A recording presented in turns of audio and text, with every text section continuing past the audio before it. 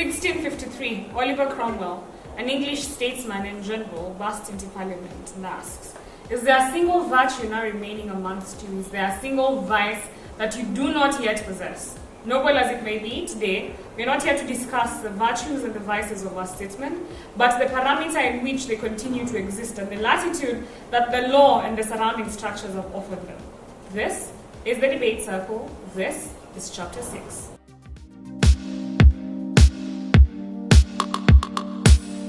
I'm going to allow my guests today to introduce themselves and then we can delve right into it. So we're going to start on my right. Thank you. So I'm Kelvin Kamau, and basically a Kenyan citizen and a Pan-Africanist. Thank you as well. My name is Paul Martin Konyango. I am as well a Kenyan citizen like Kelvin over here, and a concerned one for that matter.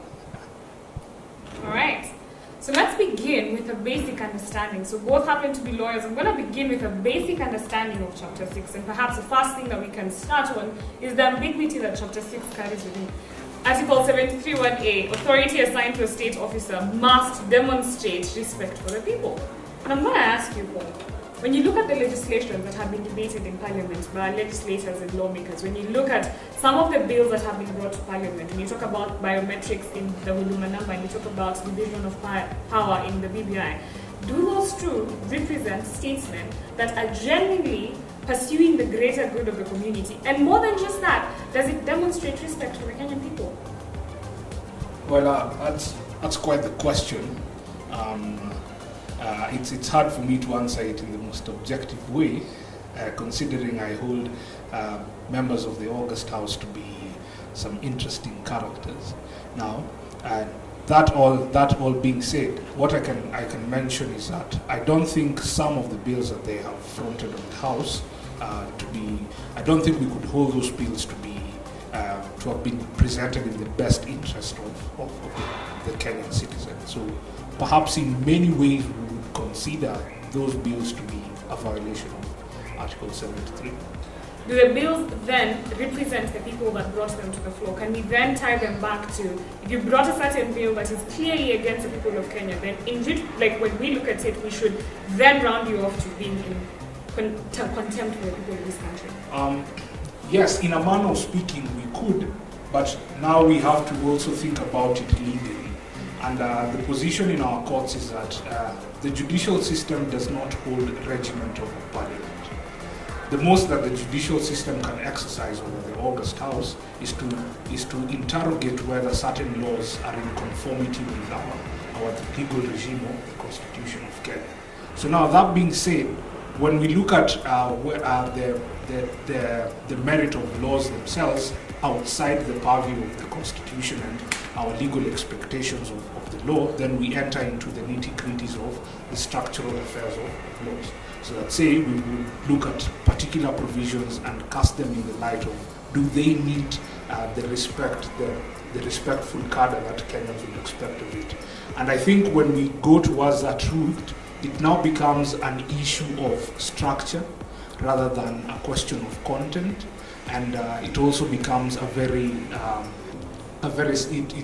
becomes enslaved to a subjective answer with regards to that. So, in my subjective answer, we could say yes, it does in many ways violate what we would term as respect for the citizens. All right, I'm going to ask you, Kevin, real quick.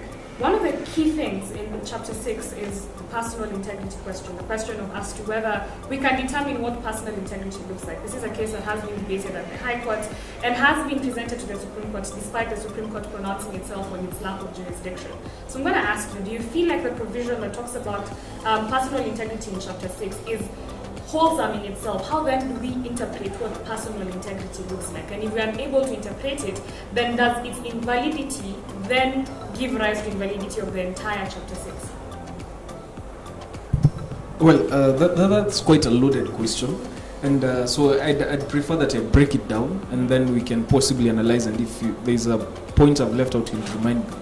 But then, first of all, when you talk of personal integrity, I'd like to remember in 2012, in the High Court, there was one that was challenging whether the current president and the deputy president are eligible to vie. And so mainly it was the question of criminal culpability. And so it was some sort of conflict, because on one hand, we have the idea that that one is innocent until proven otherwise. But then these are grave allegations that have been brought forward. So we have some sort of conflict. But then also looking at it from that, I'd also now pose a question. So what are we to look at when we're talking of personal integrity? Are we going to disqualify people because of what they did? And if we are going to do, how do we determine that metric? And, the same Chapter 6, it mandates that bodies, that each and every body will set out a code of conduct and a code of ethics that is to be followed. And that's why the EACC exists. Now, right now, we're just from when the IEBC was to clear candidates, and there has been a lot of ambiguity on this. And I think that the Constitution has given EACC, through Parliament, the mandate to actually give us the framework that should be used for us to be able to determine who can vie for office, who can be in a certain office, as regards to personal integrity.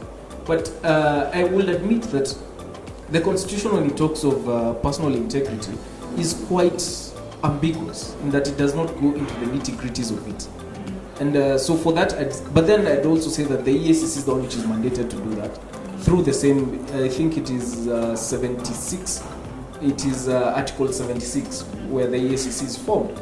So I think that, and I saw that they had sent a letter, but then to the IEBC on who should not be cleared and all that, but then we don't have the methodology to which was arrived. So I think there's been a lapse in that aspect. Well, before you answer, I'm going to ask you to answer another extra question on top of that. And I'm going to ask you, if we allow bodies to come up with what their code of conduct is in line with the Constitution, because of course that is provided for, don't you think that that makes it even more ambiguous, that we're going to have very many different organs, very different interpretations that could potentially suit them of what personal integrity looks like? And therefore, if candidates from some of these spaces go through their personal integrity as has been stipulated by them, then we have no similar yardstick. Okay, so to the first question, when we look at personal integrity, there's an element of what certain legal circles term as private morality. And key to that, there's a certain report, it's a 50s report that was done in the UK. It's the Wolf and Dent report, to which the law justices at the time pronounced themselves quite clearly that there are elements of private morality that are not the business of the law. That the law is in acceptance of the fact that human beings are just human beings. However, when we are to consider elements of that private morality and personal integrity, we look at them in the light of the office that we have in mind. We look at them in light of the duties to be performed. To which end, the constitutional dictates provide for sort of a yardstick that we could use. The first dictate we get is in Article 10 on principles of governance and national values. And part of them is good governance, integrity, and what have you. Then also the second dictate is now on Chapter 6, which now goes into detail on the expectations of these individuals. So we would look at personal integrity insofar as it conforms to the law, albeit the fact that there is a lot of generalities about it. The Constitution just mentioned integrity and leave it at that. So now that being said, when we come to your second question, what I can mention is that there is a yardstick. In as much as this organization form their own code of conduct, it has to be in conformity with our laws. Granted, we cannot boil down to the exact specificities. I think it's Plato who stated that the generalities of the law fall to the specificities of life. You can't legislate on every possible angle of law. Also, we get to grow these dark areas where the Constitution does not cover through the judicial process, where judges pronounce themselves on these issues. But despite the generalities, despite the ambiguities that the Constitution and even the statutes might present, I still think that they give us a credible yardstick. For example, when it comes to state officers, your own private integrity being brought to question, we look at factors like, how do you make your money? What were your dealings when you were holding those particular offices? Yes. All right. move very quickly into Article 75, subsection 3. A person dismissed or otherwise removed from office for contravention of the provision stipulated in Clause 2 is disqualified from holding any other state office. And perhaps this is where we're going to open a can of worms. The National Integrity Alliance, a pro-accountability group of organizations coming together to form the Red Card way back in 2017, the Red Card campaign, which is supposed to call out malpractices in elections and especially the days leading up to the elections. They have identified a list of candidates that should not have been cleared to run for whatever public seat they may have vied for. We have a number. We could talk about the Kenyan MP Anne Waiguri, Aisha Jumwa. We could talk about Mike Sonko, Babu Owino, all of whom there are reasons against them. There are open court cases on them. And so my question then becomes, when we look at that particular provision in light of all of these people, what then do we conclude? Should we be seeing them on the ballot paper come August the 9th? I'm going to throw that to Kevin. When you ask me, should we see them on the ballot paper? And I'm privy that they've been cleared, then it's much more likely that we shall see them indeed. But that raises some very fundamental questions, and then it goes back to what is the standard that we're using. He had earlier said, talked of the Wolfenden report and private morality and everything. But then, in as much as there exists a private morality, there's the public morality. And that the private morality is judged to the extent of the public morality. So in some of these cases, and the thing about morality is that it is very individual based. Mm-hmm. So one thing might be offensive to someone, but to another it's very, very much the norm. Yeah. And so now the question comes to the limits of accommodation. How much can I accommodate what you're doing in light of this? And so the question then will be, do we have a public morality as a nation? Whereby we have agreed that we've drawn the line, we've sort of drawn the line that this is where we will be. And so now the problem then that comes is that group is advancing, it seems to me that they are advancing as a morality that is not in accordance with the majority of the people. Because if truth will be told, Anne Waiguru was voted in, despite having the NYS scandal and all that behind her. Aisha Jumwa with the gun case has been cleared. There are people who still support her and all. And if we go through all these politicians, we'll find that they've been there, but people are still in alignment with them. And so that's what, then it goes back to our public morality and what we've chosen it to be. And for us, I feel that as a nation, we've just said that it is only the public, it is limited to criminal culpability, whereby you've been punished over crime, the courts have found you guilty and everything. That is when we've drawn that line. Letter of the law versus spirit of the law. Definitely. I'm going to throw it. I can see you burning to say something. Yeah, by all means. Okay. I do agree with all that Kelvin has said. I agree with it very much. However, what comes to mind is that we are trying to strike a balance here. For example, there's a cardinal tenet of the law, which all of us are familiar with. Presumption of innocence. It's a principle that if violated, then it's almost an assured descent into act. That's how things are viewed. So the presumption of innocence is the safeguard that every single person has the right to go about their own lives until the accusations levied against them are proven. That's one. Second, there's also the understanding that it is the people who get to choose these individuals. There is also another principle of law, which is termed as the constituent power of the people. It's a primordial power that predates even the Constitution. The constituent power manifests into the supremacy of the Constitution and also the sovereignty. So when the people express their sovereign power and constituent power through their elected leaders, then there are any safeguards that would impede such exercise are usually exercised with utmost caution. So much so that in as much as these individuals their names would pop up in graft cases, I tend to think, and correctly so, that courts exercise some sense of caution when they are trying to impede the exercise of these powers, simply because there is respect and regard for the presumption of innocence, and also respect and regard for the fact that the people are the wielders of sovereign power to which they donate to this individual.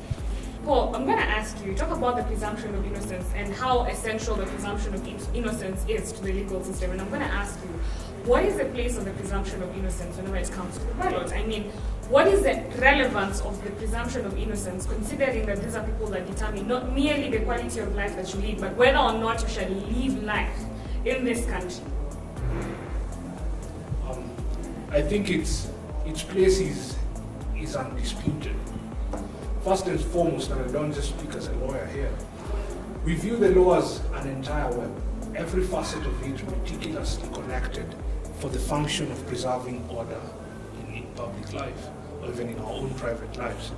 Now, the moment this preservation of order is impeded, then even for the normal citizen, their confidence in the judicial system, their confidence that the facets of democracy still stand strong, is shaken. So when it comes to the elective process, the presumption of innocence is still a valid element of law in the sense that it assures that the participative element of democracy is preserved.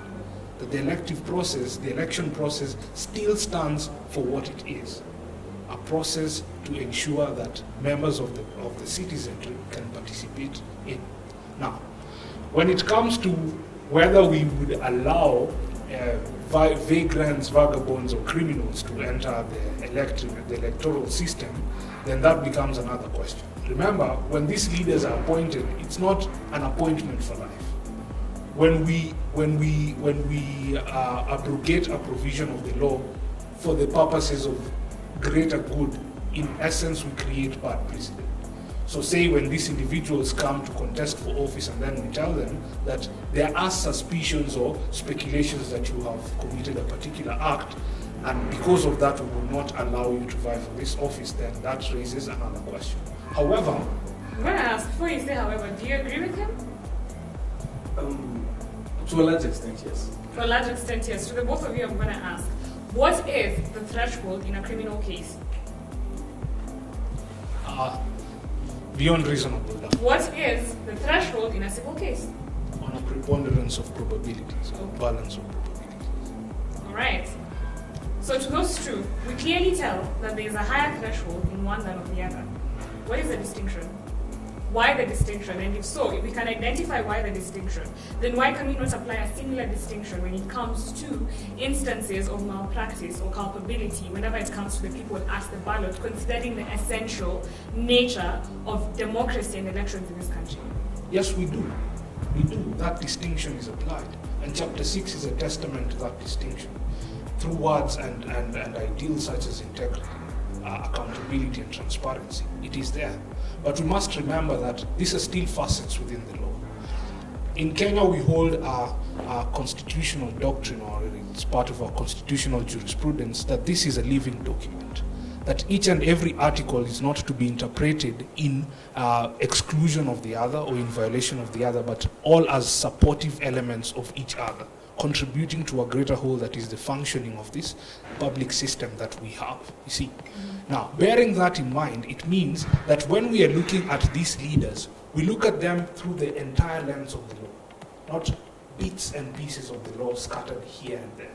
We look at them in the lens of Article 6, true, they need to be integral people, but then we also look at integrity on the basis of our judicial system.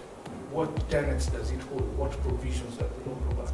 All right, I'm going to bring in the concept of the ICC cases perhaps, and I'd like to build on what he said. There has been a contestation about the flaw in these two particular things, because what he talks about, he references the Bill of Rights, and the presumption of innocence until proven guilty is a right that everybody should have, regardless of the position and stature in society. Again, we have the integrity clause, where when you talk about that leaders should have some certain level of integrity, I'm going to ask you, which of these rank higher? Because you could assume a situation, like you're saying, where the law is looked at in its completeness. However, could envision a situation where these two things coexist peacefully, but we really think that is a situation in today's country?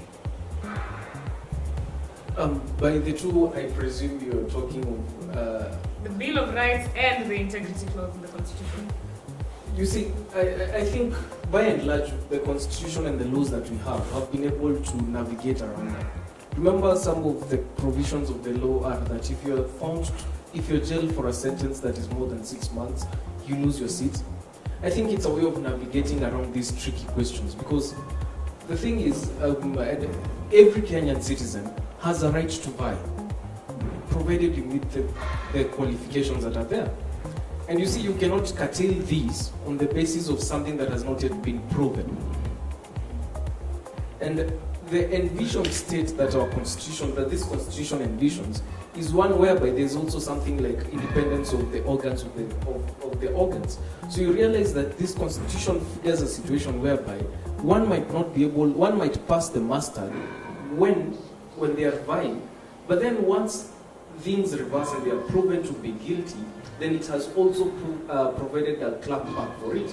That if you're jailed for more than 6 months, then you shall resign. You shall lose your seat if that is the case. At the cost of the Kenyan people, isn't it better to weed out these people at the beginning than to have a by-election for someone who's been jailed for more than 6 months? And besides, I think the question for me would be at this point, and I think I would want to take this from a very local Kenyan perspective, because again, the laws do not operate in a vacuum. They exist for the functionality of society, and not just functionality in the metaphorical sense, in the literal sense as well. And so one of the things that I'm going to ask, when you talk about the until you're proven guilty, and you talk about, well, we have to wait until this will go through the due process and they're proven guilty, that brings into question accountability, or the space that institutions then have to play, right?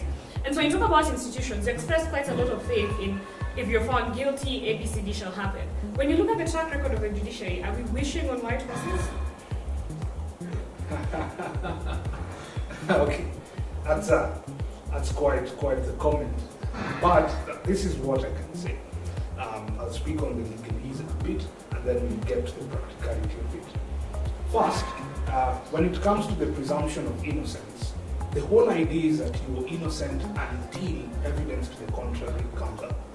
That evidence to the contrary does not validly come up in media circles or outside there. It comes up at the tail end of the judicial process. Now that we have that cleared out, we also take into consideration certain factors that are at play. Just a quick question, perhaps. So evidence to the contrary, therefore meaning that this evidence has to not just be presented but validated. Yes, it does. And does the validation then lie in a verdict? Yes, it does. All right. So we are basically saying that the entirety of the process has to be followed for us to prove that whatever evidence was tabled was valid enough. Yes, right? yes, that has to happen. I think everybody is going to say a few things about that, but carry on. And you see, we have to do that. Each and every one of us accounts to moments when you are falsely accused of something. In the absence of a voice and authority that would keep people at bay to ensure the evidence is scrutinized, many would have fallen to certain vague accusations. And that's the truth. That's why the judicial system is there, to preserve that dignity that you are recorded as a human being. Now, when we come to the realistic aspect of it, we have to consider that there are multifaceted issues at play here. And critical to these issues is human nature. Human nature, sadly, is the wielder of this primordial power, this constituent power, this sovereign power that is exercised at the ballot. Should these individuals, in as much as they have cases pending in court, should these individuals, in as much as the court process would take long as it has been known in our judicial system, should these individuals fall in the favor of the citizens, then who is there to stop them? And we understand the validity of the citizens here. It doesn't mean we have to agree with it, but the logic is beyond persuasive. When we look at how democracy came up, from the Greeks through participatory democracy, where every single person could walk to parliament and take part in the process. Then from the Romans, where they realized that not everyone can walk to parliament, there has to be representatives, so representative democracy. At the core of it, it was to preserve the right of the people to participate in how they are getting governed. So if the people who wield all these powers, these primordial powers that predate the Constitution itself, choose these particular individuals, then there's little left to stop them. And if any exercises are taken to stop the exercise of this power, then we are all descending into anarchy. All right. Do you believe that for certain provisions of Chapter 6 to take effect, then we need stable, or rather we need solid infrastructure in terms of our organizing? Do you believe that for Chapter 6 to take full effect, then in essence would need very solid institutions, without whom Chapter 6 then becomes but mere suggestions, as has been said before. What is the place, rather, of Chapter 6 in the absence of strong institutions?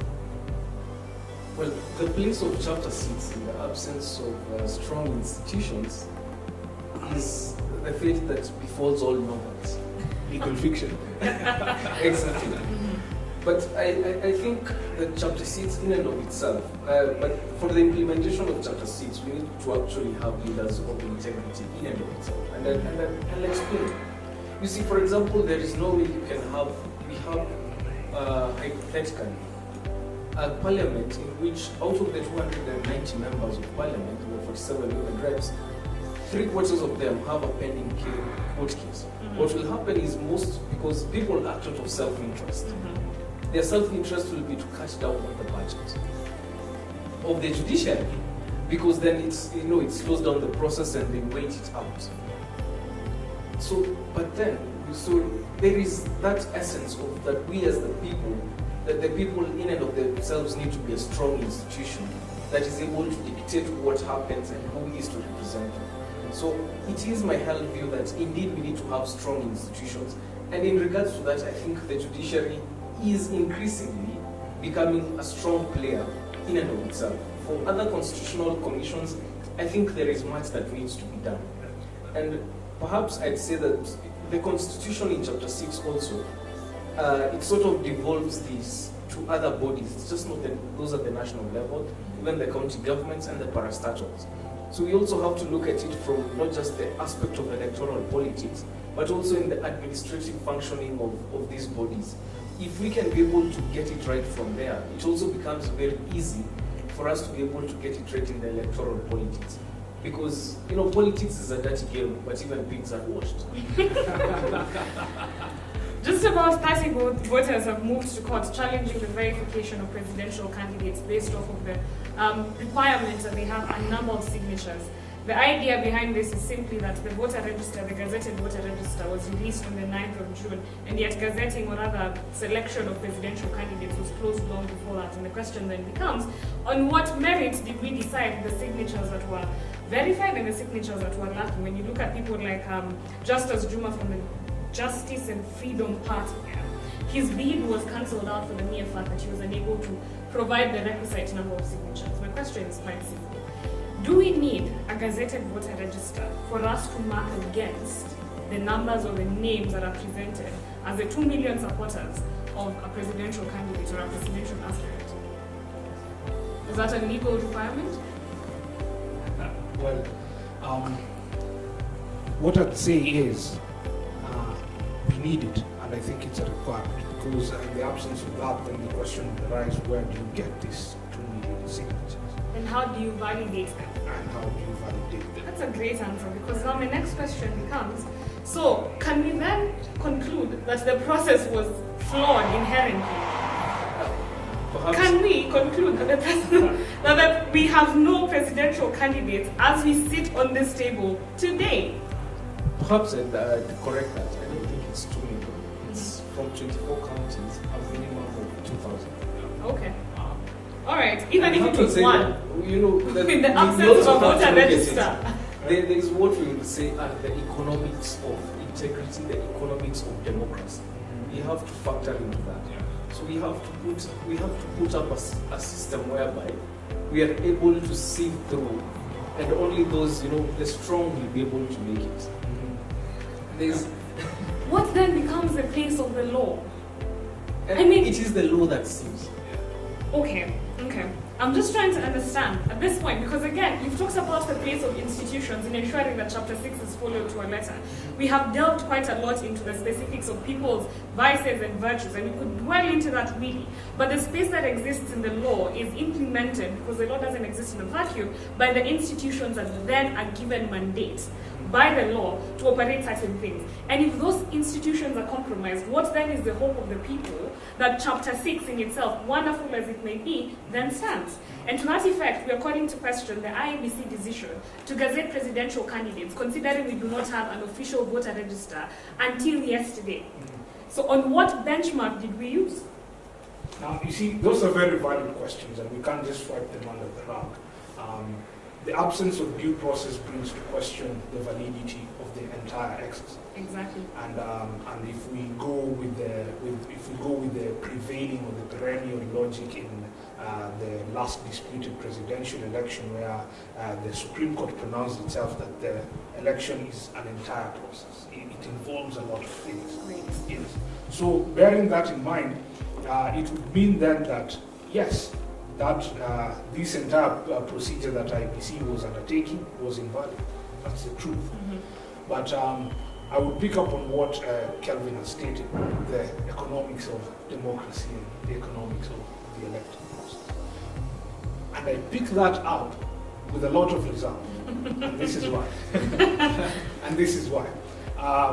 Many professions distinguish between theory and practice. That is the same for law. There are certain elements of law that are in theory and certain that are in practice. There are areas in which they both coincide, and there are areas in which they are cast far apart. So when we are trying to adopt the theory of the law and to put it in practice, we take into consideration multidisciplinary facets. So that, for example, we would necessitate that the process be conducted fresh, but then we also know the economic pitfalls to which the country was falling. So, and that is supported by the law, because the Constitution does not foresee a scenario in which there is a deadlock in the governance of the country. Simply because we were too strict, we did not exercise the liberties that we have in determining how certain processes roll out. However, that does not save certain heads from rolling. They should, and they must. Economic pitfalls. Do you agree with that? Because to that effect, I'd ask, if the Constitution was so particular, if the laws are so particular about avoiding such situations, why then do we have a greater majority of people whose guilt or innocence might be proven post the elections that would then mean we have to go back to the ballot at the cost of the people? Okay. I mean, at what point we determine this is a necessary cost and this is an economic pitfall? That is why when we look at the Constitution, there are custodians of the powers that it gives. Mm-hmm. Custodians who not only follow what the law requires, but are allowed leeway within the law to exercise discretion. That is the understanding that, you notice that when the drafters of this Constitution made it, they did not intend it to merely exist within the foreseeable 20 or 30 years. It's a document for perpetuity. It's a document that would still govern us when we as a country are at a certain economic high or even at certain economic lows. So that being said, it does not mean that we are now spearheading a banana republic or an area in which the law is being suspended briefly. No, that's not the case. The case here is that even when these leaders exercise the powers that have been bestowed upon them, they exercise them bearing in mind the realities that they face. That is why for most of these elective positions, be they state offices or public offices, be they depicted in the Constitution or the statutes, there are very strict parameters of qualifications that these individuals must meet. Because the Constitution understands that when that moment arises, that reason for discretion to be applied, then the right decision will prevail. Okay, you've talked about the economics of democracy, and I think that both of you agree on that one particular thing. All sovereign power belongs to the people of this country.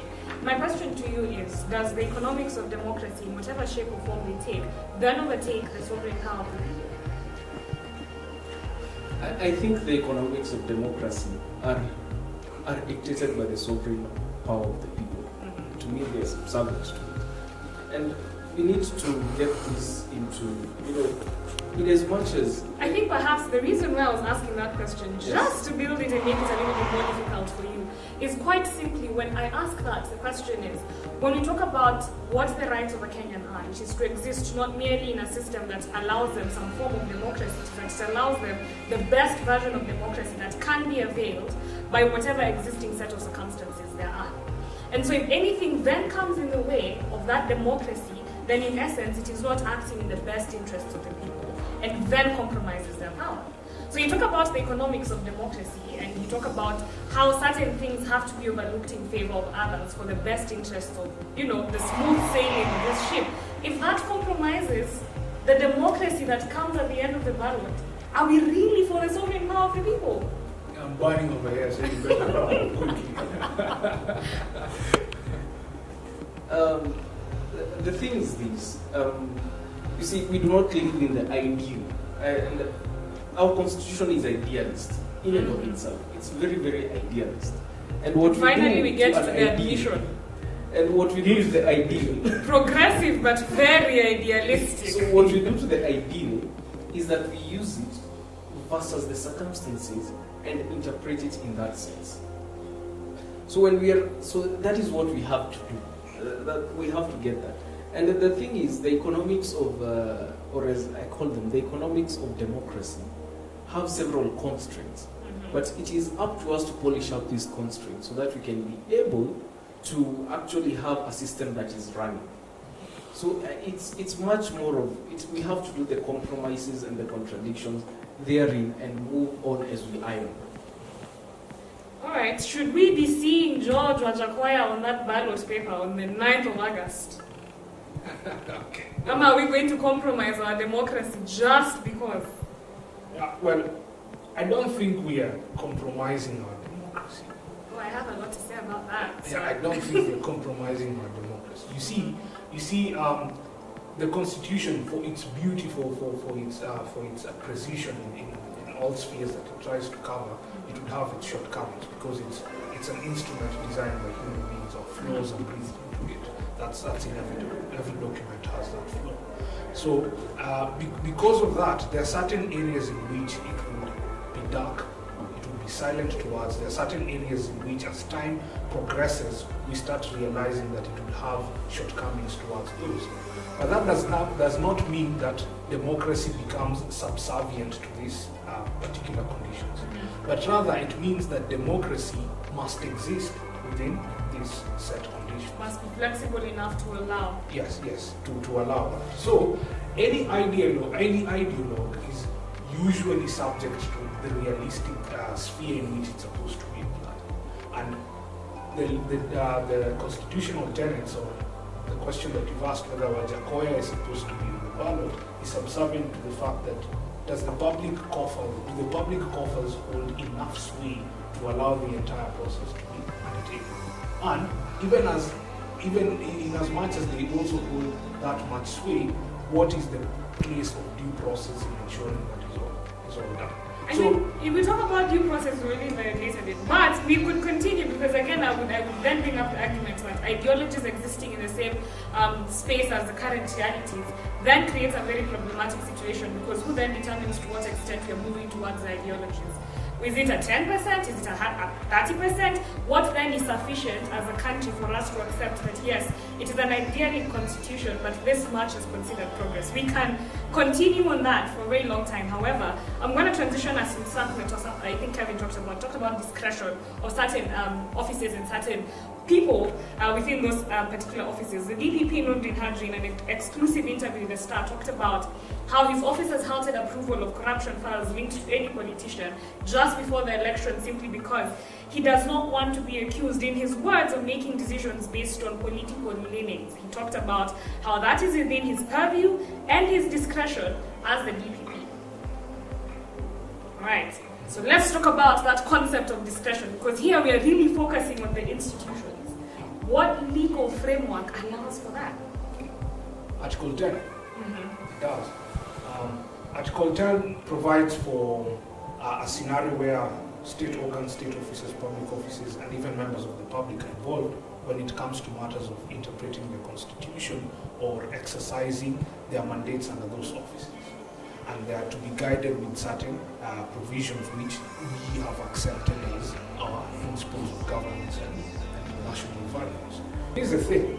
Article 10 provides sort of the ambits of discretion through necessitating the ways in which public officers, state officers, and state organs are supposed to exercise powers that their offices require of them.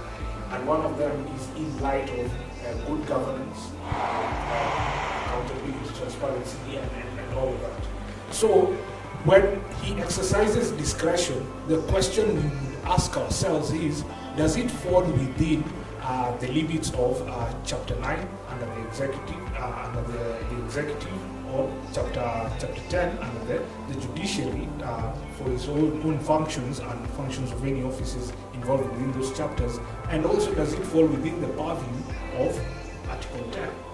I think for me, I'm going to ask, and this is not even merely because, of course, this country is run on laws, and when you begin to question the laws, it's really the paradox of education, that the more you're educated, the more you begin to question the society in which you're being educated. And so one of the things that I'm curious about is it that merely his decision has to, in some extent, align with the law, or is it merely that that decision has to reflect the greater interests of the public? When we talk about the fact that he has halted these cases, and we're talking about we really need to see the backlog of cases pre-elections being cleared, merely because we need to understand the integrity of the people that we are going to elect.